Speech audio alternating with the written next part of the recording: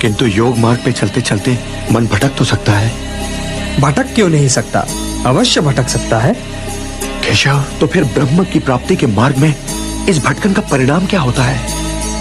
भटक जाने वाला बादल की भांति छिन्न भिन्न होकर कहीं नष्ट तो नहीं हो जाता केशव?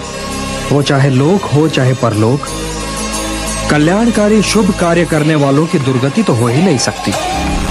हे कुंती पुत्र, मुझ में मन लगाओ, मुझ पर निर्भर होकर योग करो, तुम्हें मेरा संशय रहित पूर्ण ज्ञान मिल जाएगा।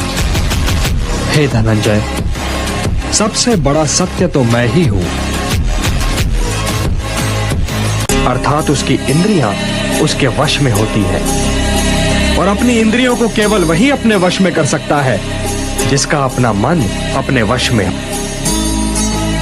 क्रोधात् भवति सम्मोहः, सम्मोहात् स्मृति विभ्रमः, स्मृति भ्रंशात् बुद्धिनाशो, बुद्धिनाशात् प्रणश्यति।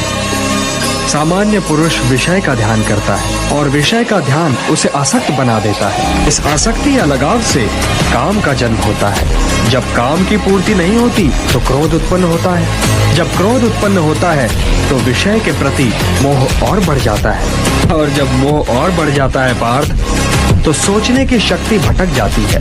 जब सोचने की शक्ति भटक जाती है तो बुद्धि का नाश होता है, और जब बुद्धि का नाश होता है तो मनुष्य का सर्वनाश हो जाता है।